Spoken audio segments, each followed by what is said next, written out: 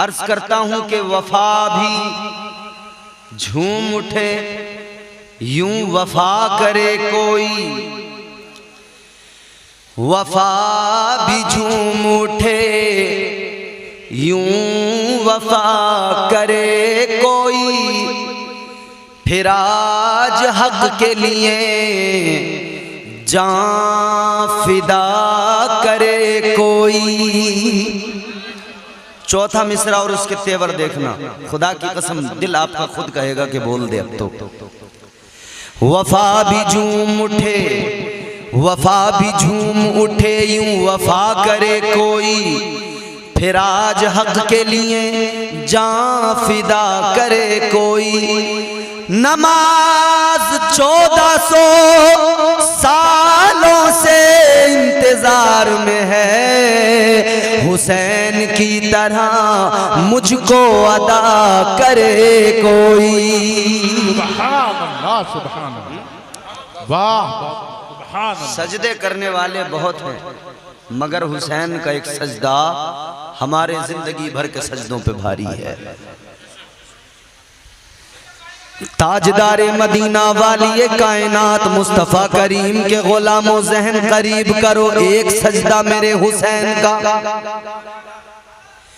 वो सजदा मेरे हुसैन का जिसने जिंदगी और मौत का फर्क भी समझा दिया, फैसला भी कर दिया, और सजदों की अहमियत को भी मेरे हुसैन के सजदे ने वाज़े कर दिया। सैयदुश शुहदा इमाम हुसैन नवासे मुस्तफा करबला के रेगजार में एक सजदा ऐसा किया, खुदा की कसम कायनात में आज तक उसका बदल कोई नहीं। जब मेरे आका हुसैन ने करबला में सजदे में सर झुकाया, कायनात ने देखा कि हुसैन ने सर झुकाया है, चश्मे फलक ने देखा कि हुसैन ने सजदे में सर झुकाया है, जन्नत की हूरों ने देखा कि हुसैन ने सजदे में सर झुकाया है, आसमान के फरिश्तों ने देखा कि हुसैन ने सजदे में सर झुकाया है। सर झुकाते हुए कायनात ने देखा, मगर सजदे से सर उठाते हुए हुसैन को किसी ने नहीं देखा। क्या बात, क्या सजदा है मेरे मौला हुसैन का, सजदे में सर झुकाया, देखा सबने, सजदे से सर उठाते हुए किसी ने नहीं देखा।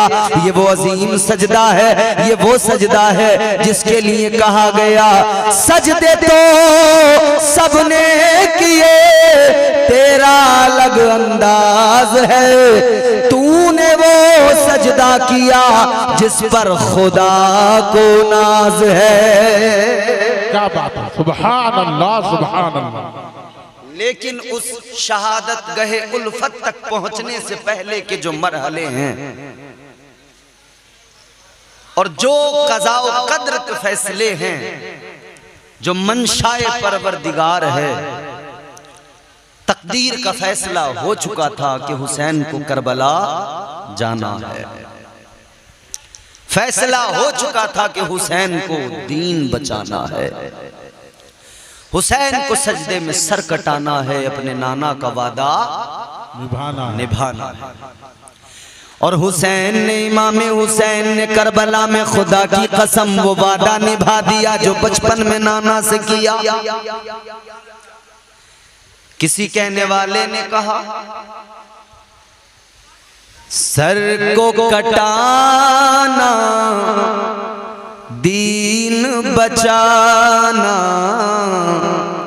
सबके बस की बात नहीं, सर को कटाना दीन बचाना सबके बस की बात नहीं, सर को कटाना दीन बचाना सबके बस की बात नहीं, बचपन के वादे को निभाना सबके बस की बात नहीं, नाना के वादे को निभाना सबके बस की बात नहीं। वाह क्या बात। दीन बचाना सर को कटाना सबके बस की बात नहीं। और ये भी बतौर खास आप सुने, ज़हरा का ये सदका है और मौला अली की अजमत है। ज़हरा का ये सदका है और मौला अली की अजमत है। नेज़े पर कुरान सुनाना सबके बस की बात नहीं। सुभान अल्लाह सुभान अल्लाह। नेज़े पर कुरान सुनाना सबकी बस की बात नहीं। नेज़े पर कुरान सुनाना सबके बस की बात नहीं। वो इमाम हुसैन की जात, गवर्नर मदीना ने कहा कि बैत करो हुसैन, फरमान यजीद ने भेजा है। हुसैन ने कहा कि यूं तन्हाई में छुपकर हम बैत नहीं करते। ताजदारे करबला सैयदुश शुहदा इमाम हुसैन ने फरमाया, ऐ गवर्नर मदीना, अगर तुमको बैत लेनी है तो मैदान में आओ, मदीने वालों के सामने आकर सारे लोगों से कहो कि वो बैत के लिए क्या अपनी राय पेश करते हैं। अच्छा, मसला इमाम हुसैन, अब्दुल्ला इब्न जुबैर, अब्दुल्ला इब्न उमर, ये वो अशखास थे जिनके लिए यजीद कोशिश में था कि किसी सूरत इनकी बैत मुझे मिल जाए।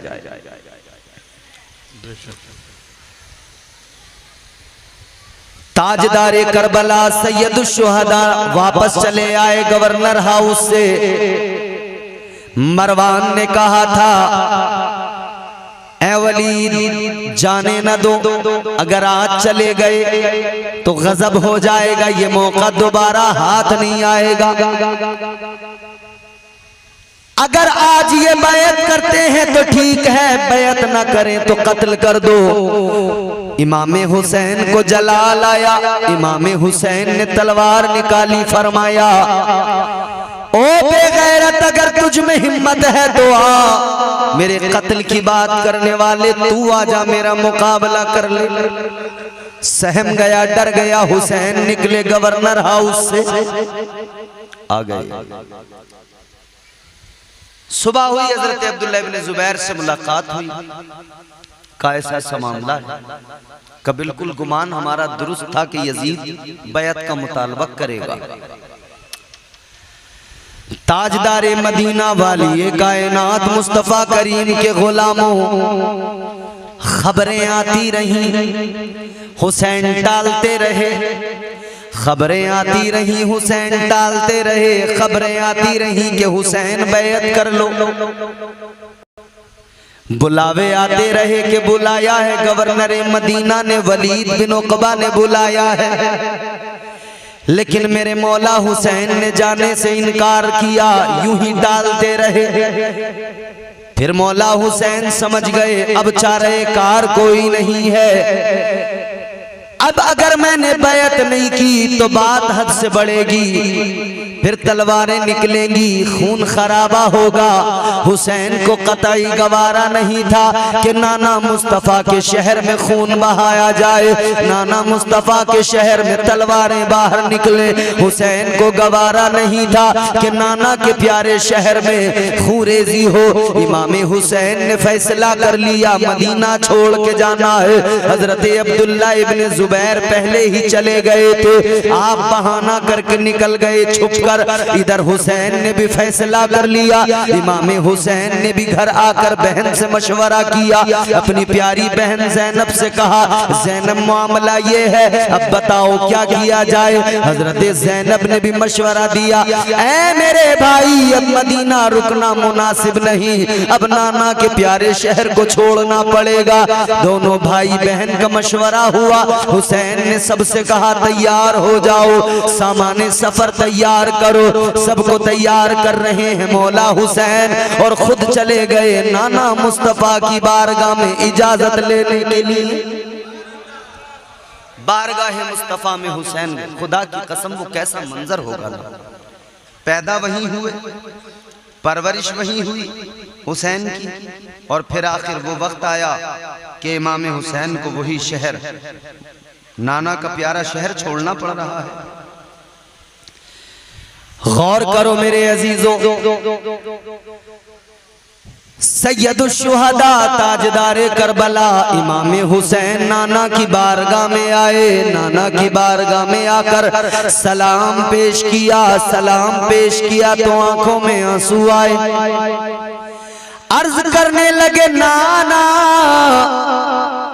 ये प्यारा शहर आपका, मुकद्दस मुबारक शहर मदीना, कि आपके कदमों की बरकत से ये मदीना बना। ये तो यसरब था, बीमारियों का घर था। या रसूल अल्लाह, आपने इसमें कदम रखे, ये मदीना बन गया, गुलजार बन गया, इसकी मिट्टी खाके शिफा बन गई है। आका आपका ये प्यारा मुकद्दस बाबरकत शहर, या रसूल अल्लाह, जहां आपने अपनी जिंदगी गुजारी, अपनी जिंदगी के 23 बरस गुजारे, जहां से आपने इस्लाम की तबलीग की है, जहां से आपके सहाबा तैयार हुए हैं, दुनिया भर में इस्लाम को पहुंचाया है, इस्लाम की तरबियत इशाअत यहाँ से हुई है। या रसूल अल्लाह, ये प्यारा प्यारा मुकद्दस शहर आका, आज क्या दिन आ गए कि आपके नवासे को इस मदीने को छोड़ना पड़ रहा है। या रसूल अल्लाह, ये वो प्यारा शहर है जहां मैं पैदा हुआ, जहां मेरा बचपन गुजरा, जहां मैंने आपकी आगोश में तरबियत पाई। आका, जहां मैं आपकी आगोश में पला बढ़ा, ये वो शहर मुबारक के मस्जिद नबवी के सहन में खेलते खेलते मेरा बचपन कब गुजर गया एहसास नहीं हुआ। या रसूल अल्लाह, ये प्यारा प्यारा मुबारक मुकद्दस शहर है आका, जहां आप जलवागर हैं, जहां आपका मज़ार मुबारक है। या रसूल अल्लाह, ये वो मुबारक पाकीज़ा शहर है जहां मेरी अम्मी सैयदा फातिमतुज़ ज़हरा मौजूद है। मेरी अम्मी का मज़ार मुबारक, उनकी कब्र अतहर मौजूद है। मेरी अम्मी सैयदा यहीं आराम कर रही हैं, मेरे भाई मौला हसन यहीं आराम कर रहे हैं। या रसूल अल्लाह, ये प्यारा शहर है मेरे आका का। या रसूल अल्लाह, ये प्यारा शहर, मगर दिन कैसे आ गए, हालात कैसे हो गए। या रसूल अल्लाह, इस शहर को छोड़ने की नौबत आ गई है। आका, अब मैं इस शहर को छोड़ के जा रहा हूँ। हुसैन की आंखों में आंसू है। मज़ारे मुस्तफ़ा पर शाम होते ही इमाम आए, इजाजत की गरज से आखिरी करने सलाम आए। कहा रोकर सलामे ताजदारे आलम इमकान, सलामे सलामे सैयदे आलम, सलामे सरवरे ज़ीशान। जरा देखो तो चेहरा, जरा देखो तो चेहरे से उठाकर गोशे दामा, हुसैन इब्ने अली पर तंग हैं तैबा की अब गलियां। जरा हुजरे से निकलो ऐ मकीने गुंबदे खजरा, जरा देखो तो अहले बैत पर हैं सख्तियां क्या क्या। यजीदी दौर है, इस्लाम है सरकार खतरे में, नवासा आपका इस वक्त है दुश्मन के नरगे में। हुसैन नाना की बारगाह में रो कर ये गुजारिशात पेश कर रहे हैं, रो कर ये आका को अपना हाल सुना रहे हैं। कहते हैं या रसूल अल्लाह मैं कुर्बान है मुझे नाजो नाम से पालने वाले, मसाइब आने वाले दम जदन में टालने वाले, हमारी बेकसी दरमानदगी की लाज रख लेना, हमें नजरों में अपनी साहिबे महराज रख लेना, बस अब क़िबले दी मुझको जाने की इजाजत हो, लबे अतहर से फरमा दो हुसैन अब जाओ रुखसत हो, मदीने से शहे कौनैन का नूरे नजर निकला, वतन से बेवतन होकर वतन का ताजवर निकला। हुसैन आका की बारगाह से रोते रोते निकले, मुस्तफा के करम ने सहारे दिए, मुस्तफा के करम ने रूहानी तसल्लियां दी। निकले नाना की बारगाह से अश्क बहाते बहाते रोते रोते अपनी अम्मी जान के कब्र अतहर पे पहुंच गए, जन्नतुल बकी के अंदर पहुंच गए, जाकर अपनी अम्मी की बारगाह में रोकर सलाम किया, ऐ मेरी अम्मी जान, ऐ सैयदा, मैं वो हुसैन हूं जिसकी तकलीफ आपको गवारा नहीं, ऐ सैयदा मैं वो हुसैन हूं कि हुसैन अगर रोता था आपका दिल बेकरार हो जाता था, ऐ सैयदा मैं वो हुसैन हूं अगर कोई तकलीफ आती थी तो आप तड़प जाया करती थी। रो के हुसैन अर्ज करने लगे मेरी अम्मी जान आज क्या दिन आ गया, ऐ मेरी अम्मी आज कैसा वक्त आ गया, आज आपके बेटे को मदीना छोड़ना पड़ रहा है, ऐ मेरी अम्मी आज मैं मदीना छोड़ के जा रहा हूं, ए अम्मी मदीने की अजमतें अपनी जगह हैं मगर मैं क्या करूं, हालात अब मुझे मदीने में रहने की इजाजत नहीं देते। हुसैन रो रो कर अम्मी को अपना हाल सुना रहे हैं, किस्से गम सुना रहे हैं, क्या गुजरी होगी सैयदा के कलेजे पे जब बेटे ने रोकर अपना हाल सुनाया होगा, क्या गुजरी होगी सैयदा फातिमा के कलेजे पर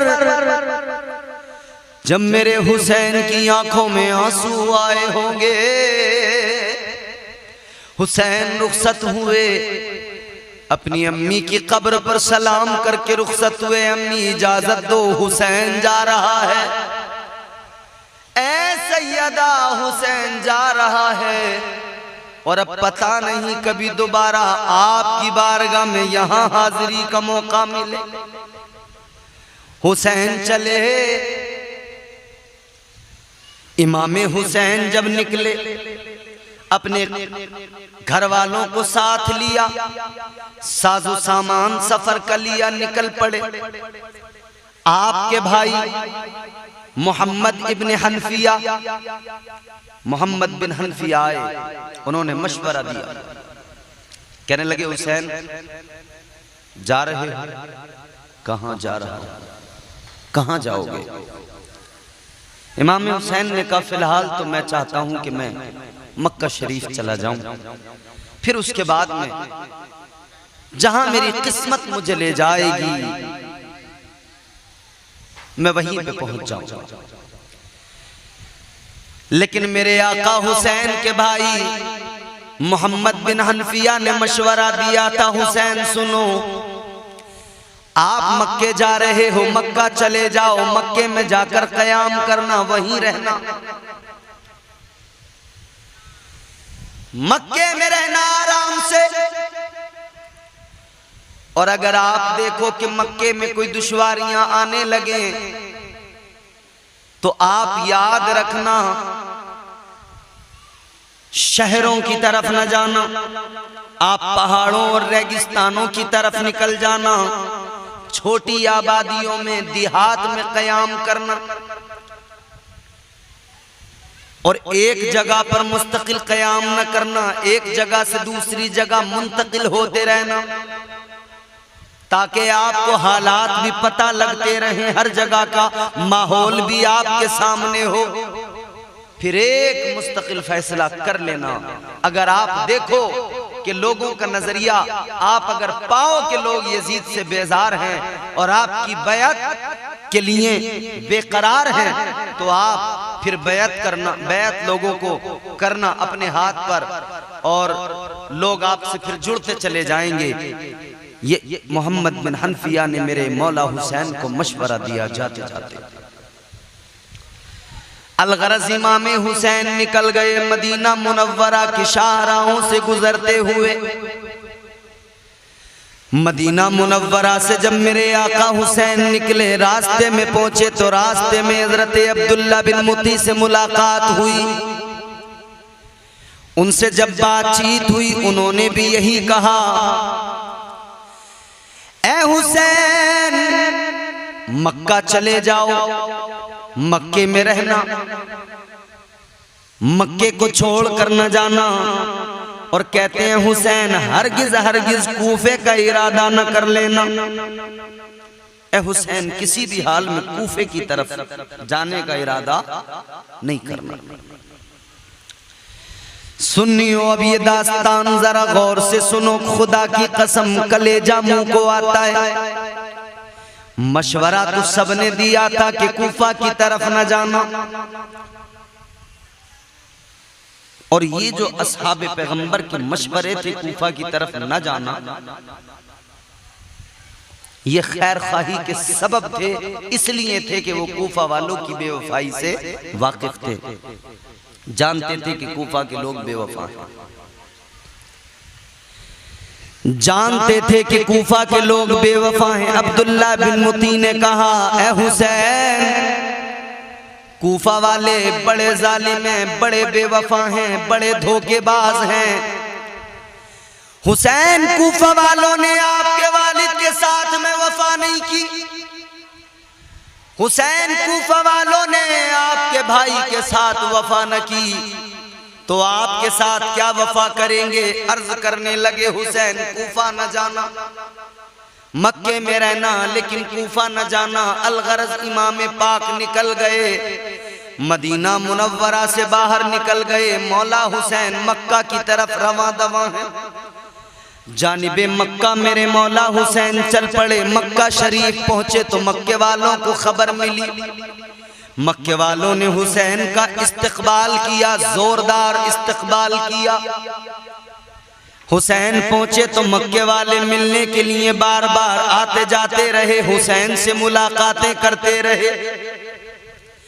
मक्के वालों ने कहा था हुसैन यहीं पर रहिए आराम से। और ये भी सुनो मेरे अजीजों, माह शाबानुल मुअज्जम में मेरे आका हुसैन ने हिजरत की है मदीने से। रमजान से पहले वाला जो महीना है, उस महीने में आका हुसैन निकले हैं। ये भी अंदाजा कर लो ये परेशानियों का दौर, ये परेशानियों का वक्त कब से शुरू हुआ। शाबान, उसके बाद में आता है रमजान, उसके बाद में आता है शव्वाल, उसके बाद में आता है ज़िक़ात, फिर ज़िलहिज, फिर उसके बाद मुहर्रम। 6 महीने का मुकम्मल अरसा है जो हुसैन का इसी कश्मकश में, उसी परेशानी के आलम में गुजरा है। शाबान में मौला हुसैन ने मदीना छोड़ा। कहां पहुंचे हैं? मक्का शरीफ में जो कयाम किया है, मैंने पढ़ा किताबों में, कयाम कहां किया? उस जगह पर कयाम किया कि जहां पर मेरे मुस्तफा जाने रहमत को काफिरों ने, मक्के के काफिरों ने मुस्तफा को उनके खानदान के साथ एक घाटी में जो सोशल बायकाट करके वहां पर बंद कर दिया था। शेबे अबू तालिब जिसका नाम है शेबे अबी तालिब, उसके अंदर मेरे हुजूर ने परेशानी के और मुसीबत के और वो दर्द के दिन गुजारे थे कि जिन दिनों में इस्लाम की गुर्बत थी, इस्लाम का हाल ये था, गुर्बत का हाल ये था, खुदा की कसम कि न खाने को कुछ था न पीने को कुछ था। हजरत साद बिन अबी वकास कहते हैं कि मैं भी हुजूर के साथ गया था, हालांकि हुजूर के कबीले से नहीं थे, हुजूर के खानदान से नहीं थे, लेकिन हजरत साद बिन अबी वकास हुजूर से मोहब्बत करते थे, हुजूर से बड़ा प्यार करते थे। तो जनाब हजरत साद बिन अबी वकास भी हुजूर के साथ चले गए थे उसी घाटी के अंदर, शेब अबी तालिब के अंदर। वहां हाल ये था, न खाने को कुछ रह गया था, न पीने को कुछ रह गया था। हालत ये थी जब बच्चे रोते थे तो उन्हें पत्ते चबाने के लिए दिए जाते थे। हालत ये थी मेरे अजीजों, इस्लाम की गुर्बत भी कभी देख लिया करो। इस्लाम की गुर्बत तुम्हें और हमें ये बताएगी कि इस्लाम कैसे फैला है, इस्लाम हम तक आया कैसे है। शेब अबी तालिब के अंदर वो परेशानियां, वो मुश्किलों का दौर था। अजीजाने गिरामीउल कद्र गौर तो फरमाइए, मेरे आका हुसैन ने वहीं कयाम किया। हजरत साद बिन अबी वकास कहते हैं कि मुझ पर ऐसा वक्त भी शेब अबी तालिब में गुजरा है जब भूख लगती थी, पेट मेरा भूख से मैं जब बिलबिलाता था, पेट अंदर कमर की तरफ जाता था। कहते हैं मैं तलाश करता था कुछ खाने को मिल जाए, जब खाने को कुछ नहीं मिलता था, कहते हैं एक रोज मैंने देखा एक चमड़े का सूखा टुकड़ा मुझे मिल गया। मैंने उस सूखे टुकड़े को चमड़े के उसे पानी में डालकर नरम किया और उससे अपने पेट की आग को बुझाया है। वो शेब अबी तालिब है, उसी के अंदर जाकर हुजूर के नवासे ने हजरत इमाम हुसैन ने कयाम किया है। मक्के के अंदर इमाम हुसैन ने इधर कयाम किया, इधर मक्के वालों से गाहे बगाहे मशवरे भी होते रहे। मक्के वाले आकर हुसैन को मशवरे भी देते रहे, क्योंकि मशवरे में खैर है। मेरे हुजूर का फरमान है, इमाम हुसैन से असहाब पैगंबर मिलते थे, हुसैन को मशवरे दिया करते थे। हुसैन मक्के के अंदर थे, गोया मक्के वाले खुश थे कि आज नवासे मुस्तफ़ा ने कम से कम मदीना शरीफ से हिजरत तो की। ये दुख की बात है मगर ये खुशी की बात है कि हमारे दरमियान मौजूद हैं, हमारे शहर में, मुबारक पाकीज़ा शहर इस मक्कतुल मुकर्रमा में आकर कयाम पजीर हुए हैं। इस बात पर अहले मक्का खुश भी हुआ करते थे। शहजादे मुस्तफ़ा नवासे मुस्तफ़ा इमाम हुसैन ने मक्के में वक्त गुजारा। अब यहाँ इमाम हुसैन मक्के के अंदर है, उधर कूफा के लोग, कूफा वो जगह है, वो शहर है कि जिसको हजरत मौलाए कायनात मौला अली मुश्किल कुशा ने अपना दारुल खिलाफा बनाया था। मदीना शरीफ दारुल खिलाफा रहा। हजरत अबू बकर सिद्दीक के ज़माने में, हजरत उमर के ज़माने में, हजरत उस्मान ज़ुन्नूरैन के ज़माने में, लेकिन मौला अली ने अपने ज़माने में दारुल खिलाफा मुंतकिल किया और मदीना शरीफ से इसको मुंतकिल करके कूफा ले आए। कूफा में आकर आप रहने लगे, वहीं दारुल खिलाफा। दारुल खिलाफा मतलब ये कि जहाँ असेंबली होती है, जैसे हमारे यहाँ हुकूमत जहाँ से चलाई जाती है, जैसे सेंट्रल गवर्नमेंट का जो मरकज है वो दिल्ली है और आपके यहाँ का मरकज भोपाल है, हमारे यहाँ का मरकज लखनऊ है, उसको दारुल खिलाफा। मौला अली ने दारुल खिलाफा कूफा में कायम कर दिया, कूफा में बना दिया। तो मौला अली से मोहब्बत करने वाले जितने भी लोग थे, उनके मुहिब्बीन सारे फिर वो इधर उधर जो बिखरे हुए थे वो भी कूफा में आ गए और कूफा में वो सुकूनत उन्होंने इख्तियार कर ली, कूफा में वो भी रहने लगे। तो ये शहर पहले से ही मशहूर था कि ये मौला अलीउल मुर्तजा के मुहिब्बीन उनके शियों का शहर है। शियाने अली कहलाते थे ये सब लोग। मुल्ला बाकर मजलिसी ने अपनी किताब, शियों के बड़े आलिम है मुल्ला बाकर मजलिसी, उन्होंने अपनी किताब जलालुल उयून के अंदर लिखा है कि ये जितने लोग थे जो शियाने अली कहलाते थे, ये सारे शिया जमा हुए और इन्होंने एक मीटिंग की, मशवरा किया और उसमें इन्होंने कहा कि देखो इधर तो यजीद तख्त नशीन हो गया है, उधर हुसैन मदीना छोड़कर मक्का पहुंच गए हैं, तो इन्होंने कहा कि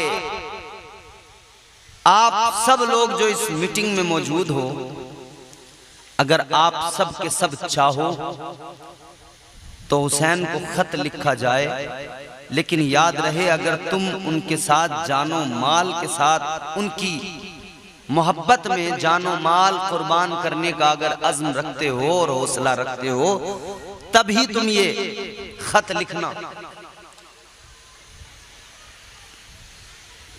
ये मीटिंग तैयार हो गई, मशवरा हो रहा है, बात रखी गई। ऐ शियो, ऐ हुसैन से मोहब्बत करने वालों, हुसैन के बाबा अली से प्यार करने वालों, अगर हुसैन की हिमायत में तुम्हारी तलवारें निकल सकती हों तब खत लिखना। अगर हुसैन की हिमायत में तुम अपने जानो माल कुर्बान करने का हौसला रखते हो तब खत लिखना। सबने एक जबान होकर कहा था, हाँ हम अपनी जानो माल हुसैन पर कुर्बान कर देंगे, हम हुसैन की बैत करेंगे, हुसैन हमारे लिए,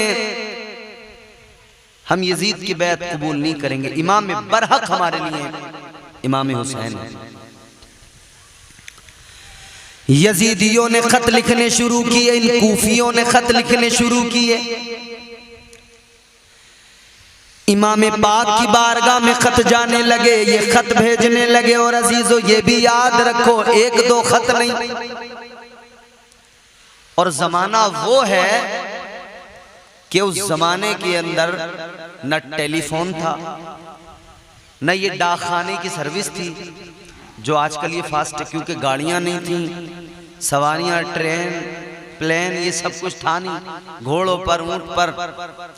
तो अगर खत भेजना होता था तो कोई कासिद उस खत को लेकर जाता था और वो पहुंचा के आता था। ऐसे माहौल में सोचो, करबला इराक में, मक्का मुकर्रमा हिजाज, काफी तवील डिस्टेंस, फासला दोनों के दरमियान। अजीजाने गिरामीउल कद्र गौर फरमाइए, ये कूफी वहां से खत भेजते रहे, खत भेजते रहे, खत भेजते रहे।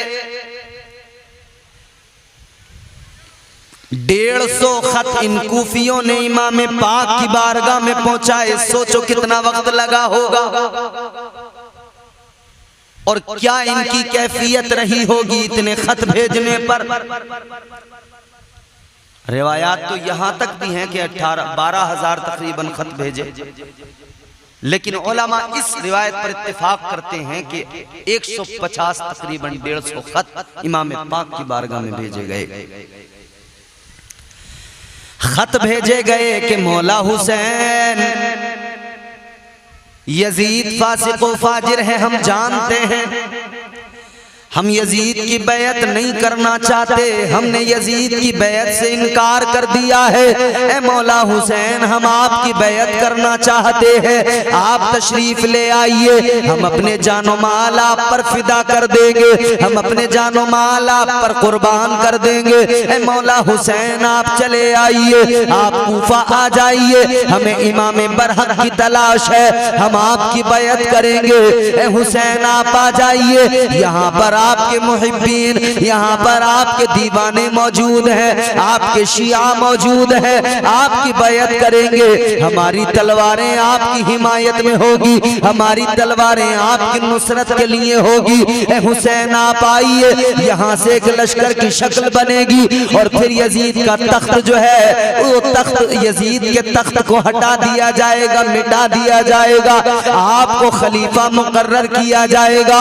अल्लाह अकबर कबीरा। अजीजाने गिरामीउल कद्र खत पे खत आते रहे। जब 150 खतूत इमाम पाक की बारगाह में आए तो मेरे आका हुसैन ने मक्का शरीफ के अंदर मशवरा किया, असहाब पैगंबर को जमा किया, मेरे आका हुसैन ने उस दौर के अशराफ को जमा किया, मुअज़्ज़ज़ अशराफ मक्का को जमा किया, मोतमद लोगों को जमा करके इमाम हुसैन ने मशवरा किया उनसे मौला हुसैन ने फरमाया ये खतूत मुझे कूफियों की जानिब से आ रहे हैं, एक दो नहीं 150 खतूत आए हैं। अब बताओ क्या किया जाए, अब बताओ क्या फैसला लिया जाए। तो अहले मक्का ने कहा था, असहाबे पैगंबर ने कहा था, ए हुसैन आप मक्का छोड़ के हरगिज न जाना, इन कूफियों की बातों का एतबार न करना।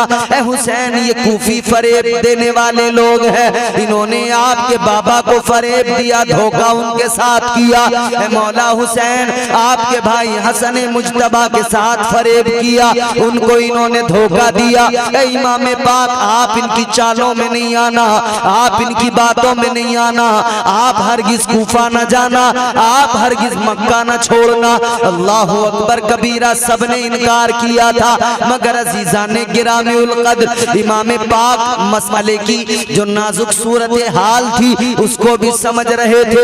इमाम पाक ने फरमाया देखो ये जो खतूत आए हैं, ये जो इस दर्जा इसरार है, और सिर्फ खत नहीं वफूद भी आए थे, वफ्द भी आए थे मिलने के लिए। इमाम पाक ने फरमाया अगर इस हालत में हमने कोई फैसला नहीं लिया तो उन्होंने खत में ये भी लिखकर भेजा था कि अगर आप नहीं आए और मजबूरन हमें यजीद की बैत करना पड़ी तो इसके जिम्मेदार आप होंगे। हम कल मैदान महशर में अल्लाह के हुजूर अर्ज कर देंगे, ऐ मौला हम बैत हुसैन कैसे करते, इमाम बरहक की बैत कैसे करते। हमने उन्हें बहुत बुलाया मगर वो नहीं आए। अब इमाम पाक के सामने ये सूरत हाल है। अब मौला हुसैन इसी कश्मकश में है कि आखिर क्या किया जाए, आखिर किस तरह से इस मामले की नजाकत को समझा जाए। अब इमाम हुसैन ने मशवरे के अंदर फरमाया, ऐ लोगों सुनो, अगर हम नहीं जाते हैं तब ये भी खिलाफे शरा होगा कि अगर कल मैदान महशर में अल्लाह ने सवाल कर लिया, हुसैन जब तुझे बुलाया जा रहा था, जब इस्लाम को खत्म किया जा रहा था, जब इस्लाम की अजमत को मजरू करने की कोशिशें की जा रही थी, तब हुसैन तुम क्यों नहीं गए, तुम क्यों जुल्म के खिलाफ खड़े नहीं हुए, तुम क्यों जबर के खिलाफ खड़े नहीं हुए। जब अदल का जनाजा निकाला जा रहा था ए हुसैन तब क्यों नहीं गए। हुसैन ने कहा अगर अल्लाह ने मुझसे सवाल किया तो मैं क्या जवाब दूंगा। लिहाजा इमाम हुसैन ने फैसला कर लिया, बिलाखिर इस नतीजे पे पहुंचे, लोगों से कहा मक्के वालों से, ऐ मक्के वालों तुम्हारी मर्जी ये है मैं न जाऊं, और खुतूत देखकर ये जरूरी हो जाता है कि जाया जाए। लिहाजा बीच का रास्ता ये है कि पहले अपनी तरफ से किसी को अपने कायम मकाम बनाकर भेज दिया जाए ताकि वो वहां की खबर देखे, वहां के हालात देखे, वहां के हालात से जब वो हमको आगाह करे, जब वो हमें खत लिख के भेजे तो फिर हम बाद में जाएंगे, फिर बाद में हालात सूरत हाल समझ में आएगी, फिर हम कूफा रवाना होंगे। सबने कहा जैसी आपकी मर्जी। इमाम पाक ने अब किसको तैयार किया, अजीजा ने गिरामी उल कद्र अपने चचाजाद भाई हजरत अली के छोटे भाई हजरत अकील, उनके बेटे जनाबे इमाम मुस्लिम को चुना गया। हजरत मुस्लिम का इंतखाब हुआ, कहा मुस्लिम तुम कूफा चले जाओ, वहां के हालात देखना, लोगों को बैत करना, मेरी बैत लोगों से लेना, तुम वहां पर बैत लेना, और हालात अगर साजगार हो तो एक खत लिख कर रवाना कर देना, हालात अगर दुरुस्त हो तो मुझे खत लिखना, तुम्हारा खत आएगा तब मैं यहाँ से कूफा आऊंगा। अगर हालात साजगार न हो तो मुस्लिम तुम भी वापस आ जाना, तुम भी वहां पर न ठहरना, कयाम न करना। अल्लाहु अकबर कबीरा अजीजो। हजरत इमाम मुस्लिम ने कहा ठीक है। इमाम पाक की बारगाह में अर्ज कर दिया हुजूर ठीक है चला जाऊंगा। आप जब निकले जाने के लिए आपने सफर का सामान बांधा, सामान सफर तैयार किया तो आपके दो छोटे छोटे बेटे हजरत मोहम्मद और हजरत इब्राहिम दोनों आ गए। कहने लगे अब्बा कहाँ जा रहे हो, आपके साथ हम भी जरूर जाएंगे, आपके साथ हम भी जरूर जाएंगे। बच्चों ने इसरार किया, हजरत मोहम्मद मोहम्मद और हजरत इब्राहिम, हजरत इमाम मुस्लिम के दोनों बच्चों ने इसरार किया तो हजरत इमाम मुस्लिम ने उनको भी साथ लिया। एक बेटी थी उनके पास में जिसका नाम था सकीना। एक सकीना इमाम पाक की बेटी और एक सकीना हजरत इमाम मुस्लिम की बेटी।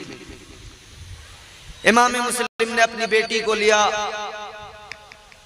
और इमाम मुस्लिम अपनी बेटी को लेकर इमाम हुसैन की बारगाह में आए।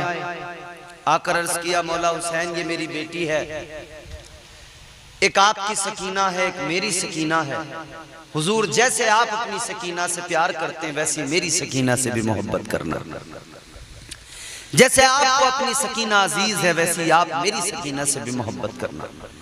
इमाम मुस्लिम ने अपनी प्यारी बेटी जनाब सकीना को मेरे मौला इमाम पाक के हवाले किया, इमाम हुसैन की बारगाह में दिया और कहा कि हुसैन मैं अब रवाना होता हूँ। इमाम मुस्लिम अपने दोनों बेटों को साथ में लेकर निकले हैं। मक्का शरीफ से जैसे ही आपने सफर का आगाज किया है, जैसे ही इमाम मुस्लिम मक्के से बाहर निकले, आवाज बढ़ा, जैसे ही इमाम मुस्लिम मक्के से बाहर निकले आपने क्या देखा, एक जानवर को लोग ज़िबा कर रहे हैं। इमाम मुस्लिम वापस आ गए। हुसैन ने कहा क्या हुआ, मुस्लिम वापस क्यों आए? अर्ज करने लगे, मौला हुसैन जाते हुए रास्ते में मंजर ये देख लिया कि लोग एक जानवर को ज़िबा कर रहे हैं। जाते हुए खून देख लिया, सफर के आगाज में खून देख लिया। ए हुसैन मुझे लगता है ये सफर मेरा दुरुस्त नहीं होगा, इस सफर में दुश्वारियां होंगी, इस सफर में मुश्किलें होंगी, इस सफर में परेशानियां होंगी। इमाम पाक ने फरमाया, ए मुस्लिम डरने की जरूरत नहीं है, मैंने तुम्हें खुदा के हवाले किया है, खुदा की अमान में दिया है, जाओ गम न करो। इमाम मुस्लिम निकल पड़े, मक्का शरीफ से दोबारा निकले, कूफा की जानिब चल पड़े। अजीजा ने गिरामी उल कद उधर अहले कूफा को खबर हो गई, अहले कूफा को पता लग गया कि इमाम मुस्लिम आ रहे हैं, इमाम मुस्लिम आ रहे हैं, इमाम मुस्लिम की आमद हो रही है। उधर कूफे वालों को जब पता लग गया, उन्होंने इमाम मुस्लिम का इस्तकबाल किया, इमाम मुस्लिम का वेलकम किया। इमाम मुस्लिम के इस्तकबाल में सारे कूफे के बाशिंदे शहर के बाहर आ गए, इस्तकबाल किया, शान के साथ लेकर गए, इकराम के साथ लेकर गए और ले जाकर आपके हाथ पर बैअत की, आपकी खातिर तवाज़ो में लग गए, आपकी दावतें करने लगे, आपके साथ वो हुस्न सुलूक का मुजाहिरा किया कि हजरत इमाम मुस्लिम कायल हो गए। हजरत इमाम मुस्लिम ने जब हालात देखे, इमाम मुस्लिम के हाथ पर 18,000 लोगों ने बैअत कर ली। 18,000 लोग कितने होते हैं आप अंदाजा कर सकते हैं? 18,000 लोगों बुला रहे हैं, दावतें खिला रहे हैं, इकराम कर रहे हैं, इज्जतें दे रहे हैं। मगर अजीजों, इधर लोग बैअत कर रहे हैं। गवर्नर जो उस वक्त में कूफा के थे, उनका नाम था जनाबे हजरत नौमान बिन बशीर, जो सहाबी रसूल थे, वो गवर्नर थे मदीने के। अब मेरे अजीजों जरा जहन करीब करो, गवर्नर मदीना ने, चूंकि वो नबी के सहाबी थे और आशिक़े अहले बैत थे, ये जो कुछ भी हो रहा था कूफा के अंदर, जो बैअत इमाम मुस्लिम के हाथ पर लोग कर रहे थे, नौमान बिन बशीर खामोश थे, कोई खास रद्दे अमल नहीं था। इमाम मुस्लिम ने हालात साजगार देखे तो एक खत लिख दिया इमाम पाक की बारगाह में। इमाम हुसैन की बारगाह में खत लिखकर रवाना कर दिया, ए मौला हुसैन, हालात साजगार हैं, आप तशरीफ ले आइए। यहाँ के लोग आपके दीवाने हैं, आपके मुंतजिर हैं, बैत कर रहे हैं, आप तशरीफ ले आइए। ये खत इधर इमाम मुस्लिम ने रवाना किया है, उधर दूसरा खत इसी कूफा से निकला है। एक खत तो इमाम पाक की बारगाह में मक्का की तरफ निकला है और एक दूसरा खत एक कासिद लेके गया है, वो दरबार यजीद दमिश्क की जानिब गया है।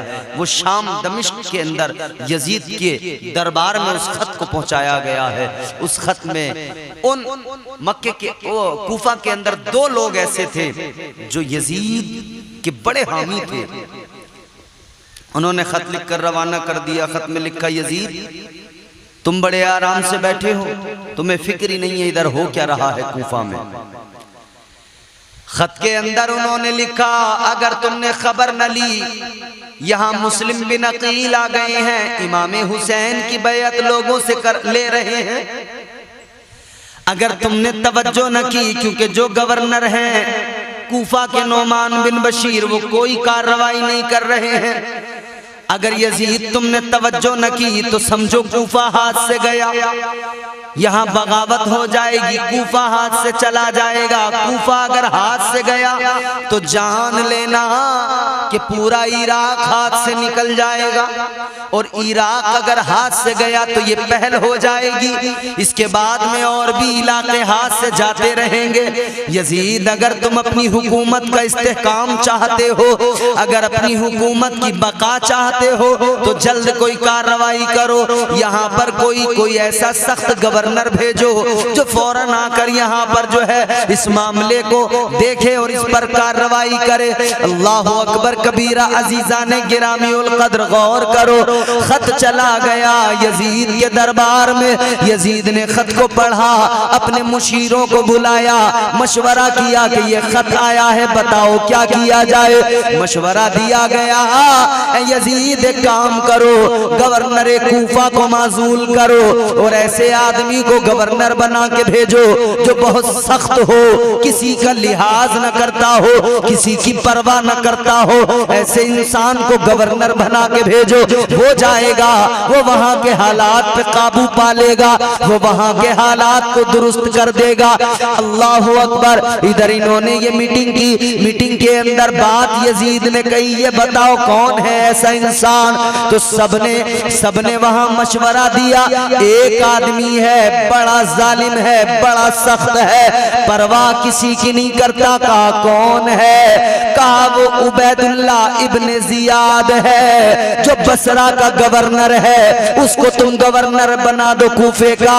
वो आएगा, किसी की परवाह नहीं करेगा, तुम्हारी हुकूमत को इस्तेहकाम देगा, तुम्हारी हुकूमत को मजबूत कर देगा, बगावत का सर कुचल देगा। यजीद ने कहा ठीक कहते हो। यजीद ने एक उसी वक्त में फरमान लिखा और गवर्नर बसरा यानी उबैदुल्ला इब्ने जियाद इब्ने मरजाना के पास भेज दिया। उबैदुल्ला इब्ने जियाद पहले से बसरा का गवर्नर था। अब ये जब खत मिला, उस खत में यजीद ने लिखकर भेजा था, इब्ने जियाद, तुम्हें बसरा के साथ में कूफा का भी गवर्नर बनाया जा रहा है, कूफा का भी अमीर बनाया जा रहा है। तुम यहाँ बसरा में अपने भाई उस्मान को अपना कायम मकाम बनाकर फौरन कूफा रवाना हो जाओ। कूफा में मुस्लिम बिन अकील हुसैन के भाई हैं, वो हमारी हुकूमत के खिलाफ बगावत कर रहे हैं, लोगों को बहका रहे हैं, बैअते हुसैन ले रहे हैं। जाओ, चले जाओ और बगावत का सर कुचल दो, बागियों को खत्म कर दो। इसने कहा कि मुस्लिम बिन अकील से मेरी बगावत, मेरी जो है बैत लेना, अगर बैत ना करें तो कत्ल कर देना। उनके हामी जितने भी हो, अगर वो बगावत पर डटे रहें उनको भी कत्ल कर देना। ये उबैदुल्ला इब्ने जियाद एक नंबर का मक्कार आदमी, एक नंबर का जालिम जाबिर आदमी, इसको जब ये परवाना मिला, इसने अपने भाई को बसरा का गवर्नर मुकर्रर किया और ये वहां से रवाना हुआ। इधर हाल ये था कूफा में कि लोग इमाम हुसैन के आने का इंतजार कर रहे थे। लोगों को इंतजार था हुसैन आएंगे, हुसैन आने वाले होंगे। इसने सोचा अगर मैं कूफा में गया, इतनी बड़ी तादाद जब उनके साथ है और उनकी बैत कर चुकी है, तो दिन के उजाले में अगर मैं गया तो मैं आसानी से नहीं पहुंच पाऊंगा, हालात बदल सकते हैं, कुछ भी हो सकता है। लिहाजा इसने सोचा कि मैं ऐसे वक्त में जाऊं कि जब लोग पहचान ना पाएं, उन्हें मेरा चेहरा नजर ना आए। और इसने अपना हुलिया भी तब्दील किया, हिजाजी लिबास, अरबों का जो लिबास था वो लिबास पहना, हिजाजी लिबास पहनकर, और ये हिजाज वाले रास्ते से कूफा के अंदर दाखिल हुआ। कूफा देखो कैसी जगह कि जहां सिर्फ और सिर्फ फरेब है, दगा है, धोखेबाजी है। आज तक तमाम सुन्नी मुसलमान कायनात के अंदर कूफा के तमाम बाशिंदों, कूफा के तमाम उन यजीदियों, उन कूफियों पर लानत करते हैं, उन शियों पर लानत करते हैं कि जिन्होंने इमाम पाक को बुला तो लिया था, इमाम मुस्लिम को, मगर फिर धोखा दे दिया था। धोखा ऐसा कि जहां हजारों की तादाद में लोग बैत कर रहे हों, वहां लम्हों में माहौल तब्दील हो जाए।